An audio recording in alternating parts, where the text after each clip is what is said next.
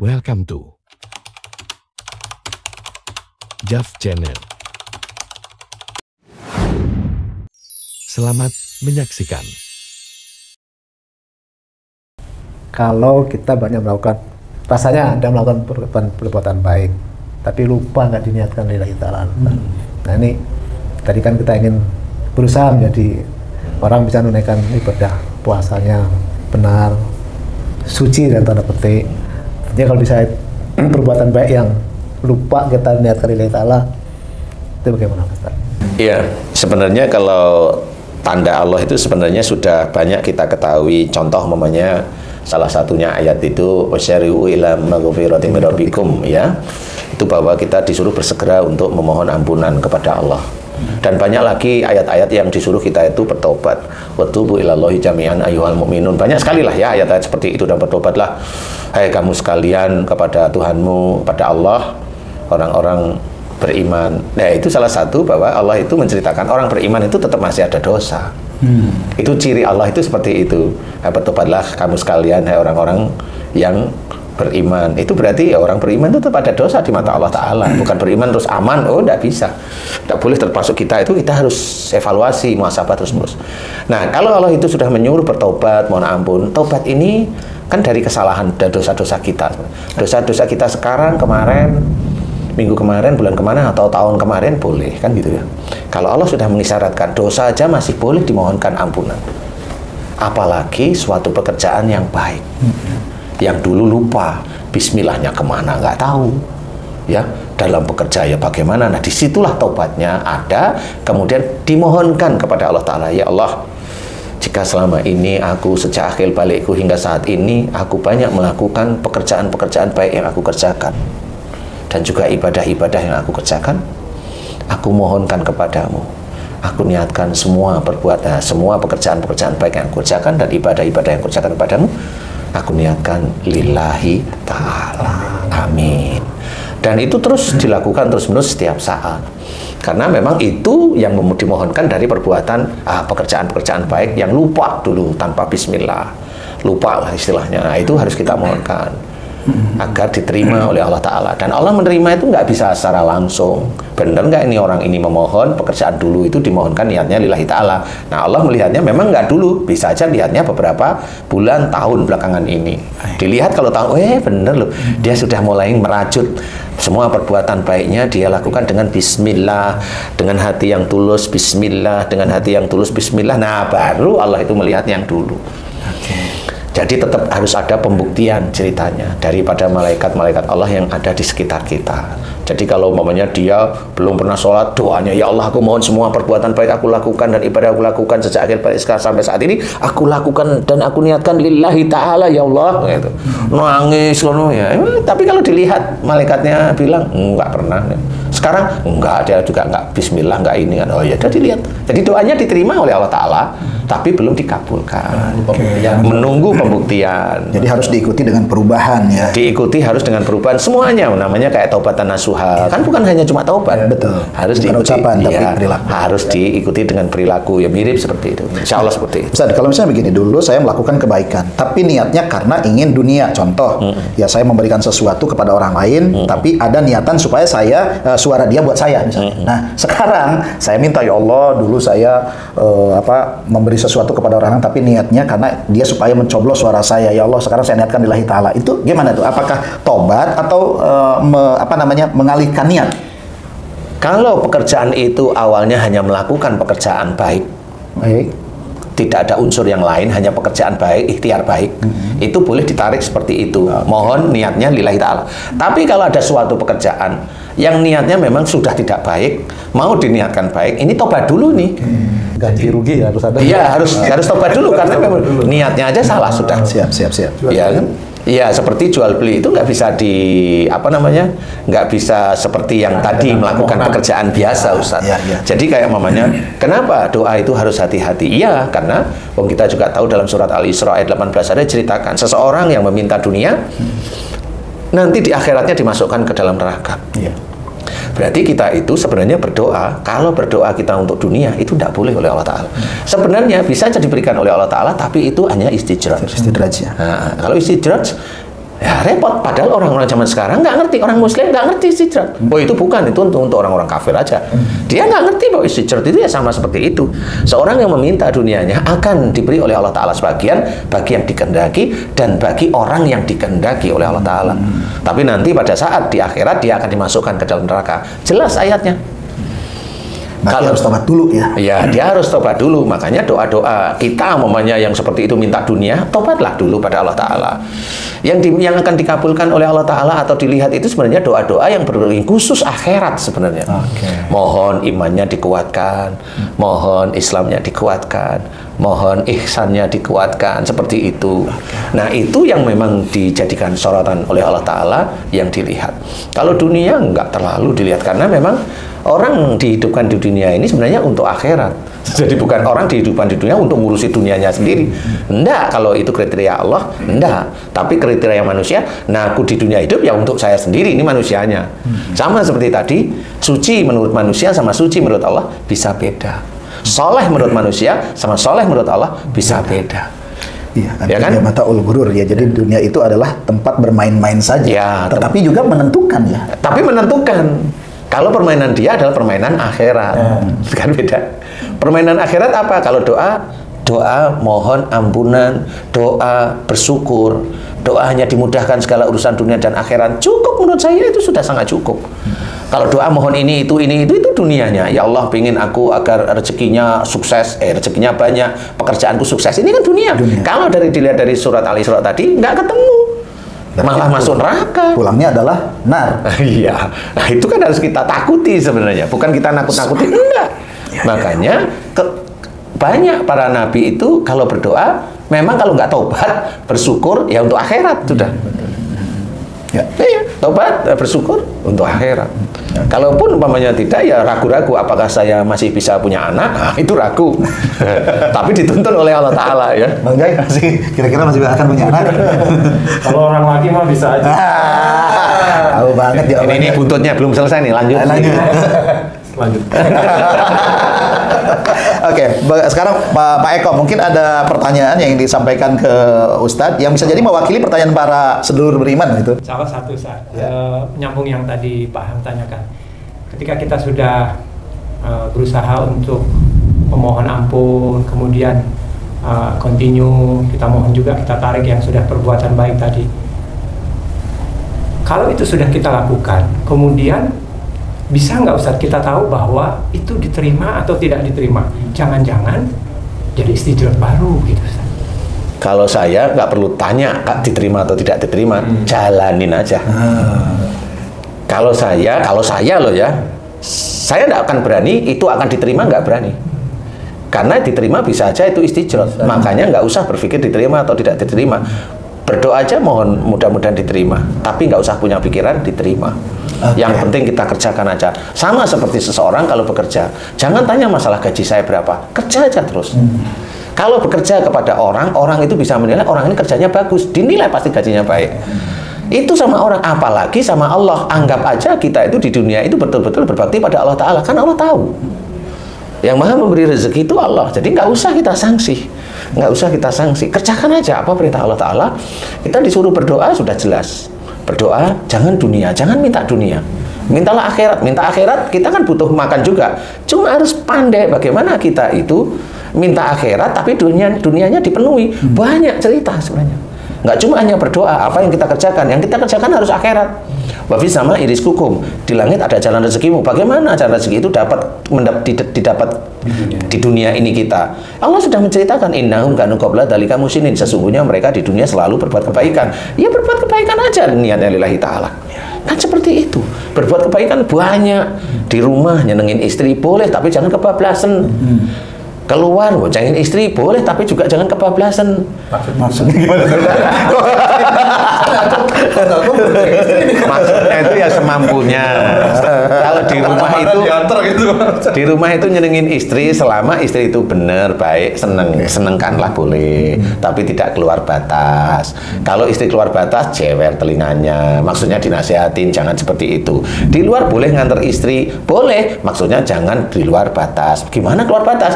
Lah wong kerja kok kerja kok nganter istri sampai siang loh. Ya kan dimarahin sama pimpinannya. Betul. Kan seperti itu, bukan tidak boleh mengantar istri. Jadi telat ke kantor. Jadi telat ke kantor. Kalau itu paham, dipukul sepur nanti. Nggak boleh seperti itu. Maksudnya itu loh. Jadi tetap ada batas. Boleh mau nyenengin istri itu boleh, tetapi ada batasannya. Oke, baik. Yang jelas hati-hati. Seperti itu insya Allah ya. Ya, Ustaz, ada satu hadis yang disampaikan Rasulullah SAW, man fariha biduhuli Ramadan haramallahu jasadahu ala nira. Barang siapa bahagia dengan kedatangan bulan Ramadan, maka diharamkan tubuhnya dijilat api neraka. Nah, bagaimana tanggapan Ustaz dengan hadis ini nih? Lah kalau bulan Ramadan itu hanya cuma seneng hatinya aja lah, itu namanya menipu Allah namanya. Oke. Senang di bulan Ramadan itu, senangnya itu adalah satu, tertibnya. Tertibnya diri kita tidak melakukan kesalahan. Baik. Senangnya bulan Ramadan, tertibnya manusia. Karena semuanya melakukan, tidak belajar, tidak berbuat salah. Paham ya? Siap. Sebenarnya bukan senangnya datangnya bulan Ramadan, bukan itu menurut saya. Tetapi adalah senangnya melakukan aktivitas seperti ada di bulan Ramadan. Baru itu api neraka nggak akan menjilat. Jadi bukan hanya bulan Ramadan saja kalau begitu. Nah, kan udah paham sekarang. Karena konotasinya selama ini kan orang berpikir bahwa kalau suka datang bulan Ramadan, ya udah kita terbebas dari neraka. 11 bulan kemudian, justru di situ sebetulnya pembuktian. Itulah ujiannya malah di situ. Di 11 bulan orang itu. tidak pernah sholat tapi seneng kok, saya seneng bulan Ramadan. Marhaban ya Ramadan, kan gitu. Seneng dia. Lah kan menipu itu namanya. Tapi ada juga datang bulan Ramadan bahagia itu bukan apa, bisa pulang kampung. Nah, ini ngecek saya nih. Anda sebenarnya bahagia di datangnya bulan Ramadan itu adalah senangnya melakukan perbuatan baik. Kalau di bulan Ramadan itu tertib. Nah, sekarang senangnya berbuat baik tidak cuma di bulan Ramadan, baru itu api neraka nggak akan menjilat. Karena sama seperti dia itu melakukan perbuatan baik di bulan Ramadan. Padahal di bulan lain tetap aja dia kayak di bulan Ramadan. Menjaga eksistensinya dia, dijaga terus-menerus, dijaga istri, dijaga anak, dijaga pekerjaannya, tidak ngikut sini, tidak iki begitu, dijaga cara apa namanya kata-katanya dijaga. Nah itu yang tidak terjilat itu bukan senang karena bulan Ramadan datang. Loh itu mah banyak orang-orang kafir gak seneng aja ikutan biar dia nanti selamat ikut orang-orang Islam. Lah kan nggak seperti itu. Atau orang-orang belanja ke tokonya dia seneng dia. Iya beneran. Iya loh. Awal di bulan Ramadan itu ya toko itu Alfamart itu yang dulunya jam 10 tutup, itu jam 12 masih buka kok. Nah itu gimana coba? Bahagia berarti. Padahal yang punya itu muslim bukan, saya nggak tahu ya.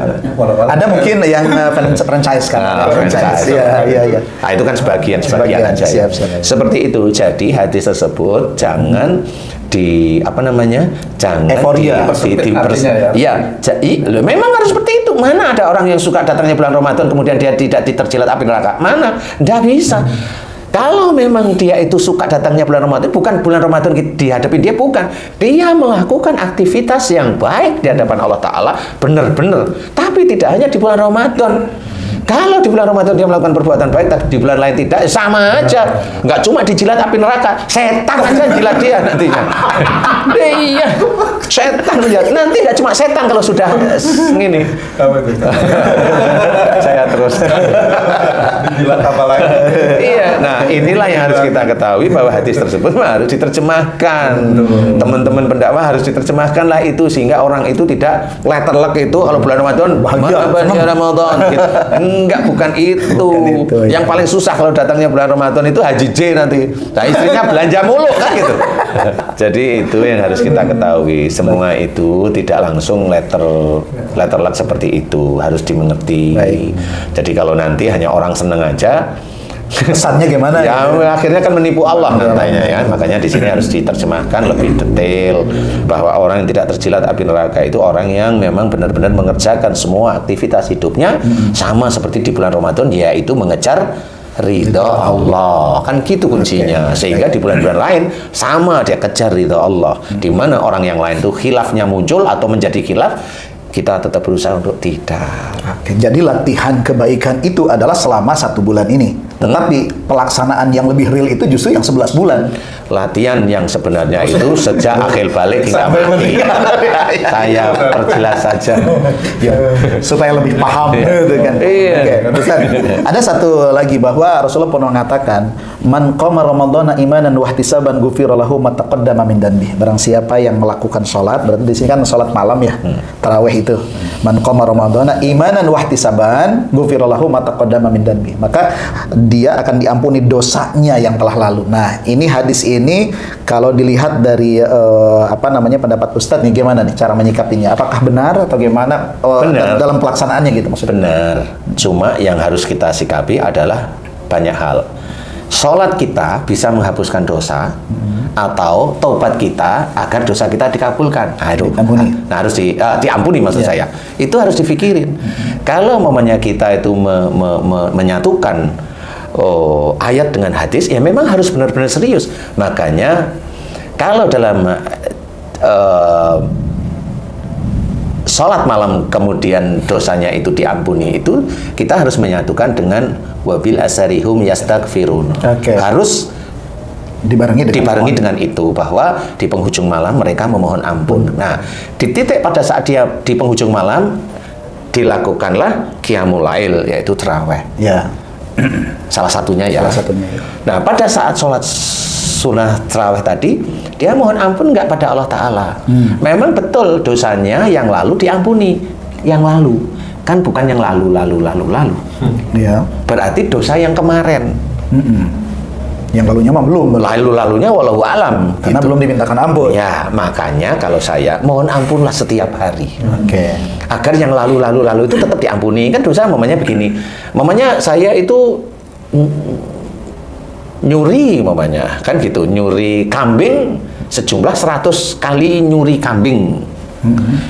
Kan saya di penjara, belum tentu penjara saya itu kambing yang saya curi dulu, bisa yang saya curi ketahuan ini, kan begitu ya.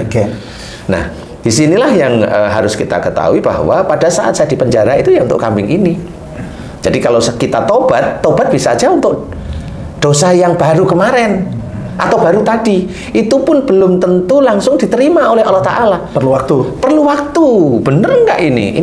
Ini taubatnya benar-benar nasuha nggak ini?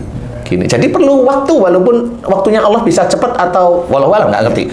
Perlu waktu sebenarnya. Makanya di sini adalah istiqomah di dalam memohon ampun, istiqomah kemudian tidak melakukan lagi. Ini kan tetap dinilai oleh Allah Ta'ala. Jadi yang harus kita pahami adalah jangan dengan adanya kalimat tersebut itu terus kita itu bebas dari dosa. Orang yang langsung merasa dirinya bebas dari dosa, besok pasti akan melakukan dosa lagi. Ya. Tapi kalau seseorang dia merasa dirinya itu masih banyak dosa, dia akan selalu memohon ampun kepada Allah Ta'ala, dan dia nggak pernah tahu dosanya diterima oleh Allah atau diampuni, nggak tahu. Yang penting dia itu mencoba memohon ampun terus-menerus, dan dia lakukan apa yang harusnya dia tidak perlu lakukan zaman dulu maksudnya. Dia sudah tidak mau lakukan lagi, tapi dia tobat terus-menerus. Nah, inilah yang nanti masuk ke arah sana. Pada saat ini sudah dilakukan terus-menerus bertahun-tahun, di titik dia itu memohon pada saat dia itu sholat malam di bulan Ramadan, di titik itulah Allah itu bisa memberikan bonus.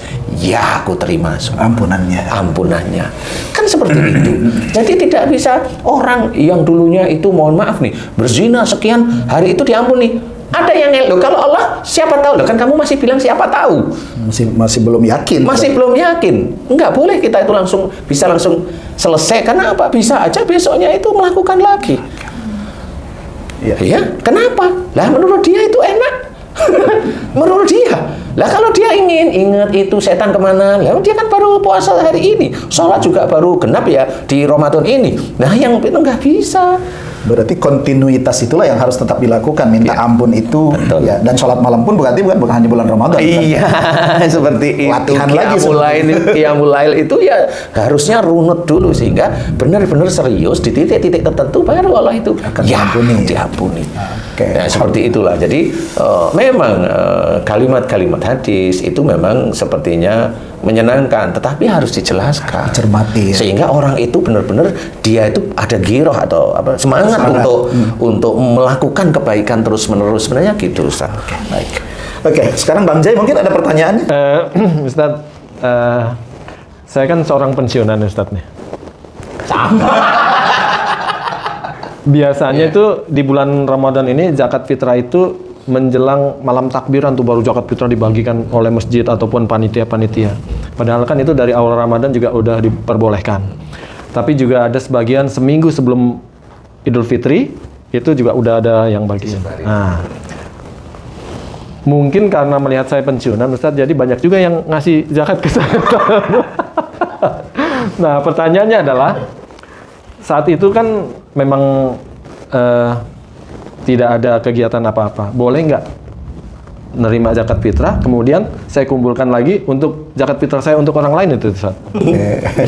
Jadi sebenarnya itu yang harus kalau yang namanya miskin itu enggak punya kendaraan sih. Jadi harus disesuaikan. Kalaupun maunya menerima, bilang saya bukan termasuk yang miskin. Kan kaum du'afa lah. Ya, bukan masuk yang itu, harus mau. Nah, rata-rata orang itu nggak begitu. Dia nggak mau jujur dengan Allah, itu nggak mau.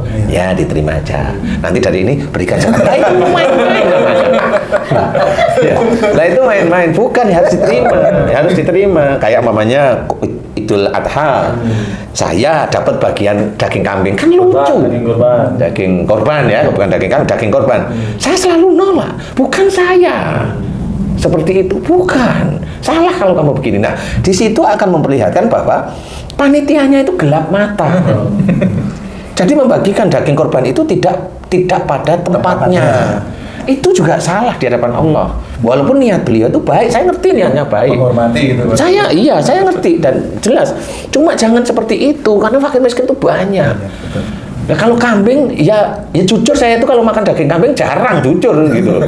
Tapi kadang-kadang orang lain tuh makan daging kambing orang biasa-biasa malah hampir sering dia daripada saya.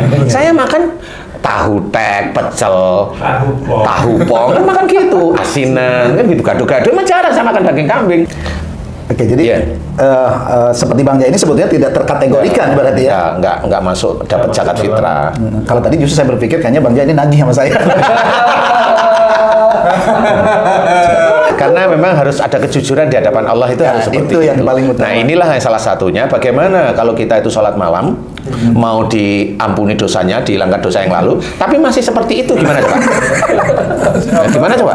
Kan nggak ketemu sebenarnya di situ-situ. Padahal kan nggak boleh sebenarnya. Ya, harus tahu. Kalau mereka nggak tahu, taunya pensiun, taunya nggak punya apa-apa. Nah, kan sepeda motor masih, beli bensin bisa, nganter istri dicamcet bisa lah. Terima zakat. Lah ini amelnya yang harusnya dinasehatin, itu amelnya. Atau mungkin Bang Jaya sendiri termasuk amil karena berhak seperdelapan. Kalau itu iya. Itu malah jadi amelnya. Oke. Ya, insya Allah seperti itu ya. Kalau berani, kalau memang sebenarnya bukan yang berhak menerima zakat, ya harus berani jujur. Itu kuncinya, harus berani jujur. Karena itu pun dinilai oleh Allah. Karena pada saat seseorang amil itu memberikan zakat kepada kita yang sebenarnya kita bukan penerima zakat, Bukan mustahik ya? Nah, bukan mustahik. Jadi Raqib sama Atid menunggu. Loh, itu sebenarnya itulah yang iman kepada malaikat itu, ya itu. Lah kalau tahu lah kan saya enggak ya, kembalikan. Harus berani, walaupun hanya seberapa sih? Nah, kalau makan itu bisa rawon, makannya itu rawon, sate kambing, loh Haji itu sate ayam, nasi biryani gimana? Ya janganlah. Intinya harus mau mengakui, karena kalau kita memang mau dianggap suci oleh Allah Ta'ala, ya seperti itu. Baik. Ya. Termasuk kalau mamanya Idul Adha, mamanya nah ya harus mau lah, ini bukan. Jadi ya harus mau mengakui, ini enggak, saya bukan fakir miskin, yang berhak kan fakir miskin, kasihlah ke fakir miskin. Kalau memang itu amil, silakan amil, bikin sendiri, kan seperti itu ya. Kalau mau potong sendiri aja. Ya, kalau mau potong sendiri, beli sendiri, potong sendiri. Oh, itu baru angkat jempol saya. Ya. Seperti kalau itu. Ingin beras ya beli aja Bang itu Bang. Jadi nggak usah nungguin dari amil. Intinya harus berani jujur. Itu kayak tagline-nya KPK tuh. Jujur itu hebat. Itu KPK kan untuk yang terdakwa. Nggak usah dilanjut. Baik Ustaz, mungkin ada kesimpulan dari pertemuan kali ini yang ingin disampaikan kepada sedulur semuanya Ustaz? Ya, kalau bisa, ini saya sampaikan sedikit ya, tapi mudah-mudahan sangat manfaat. Jadi bagi sedulur beriman yang merasa dirinya imam, kalau memang ada nanti besok itu bulan Syawal, itu kalau saling minta maafnya, saya nyoba ngajarin, yuk imamnya yang minta maaf kepada makmumnya. Jadi istri, anak itu dijajarin, imamnya yang minta maaf satu-satu dan dengan tulus. Karena dengan itu salah satu yang nanti kita mau dosanya diampuni betul oleh Allah Ta'ala dan dianggap suci oleh Allah Ta'ala, salah satunya itu. Karena apa?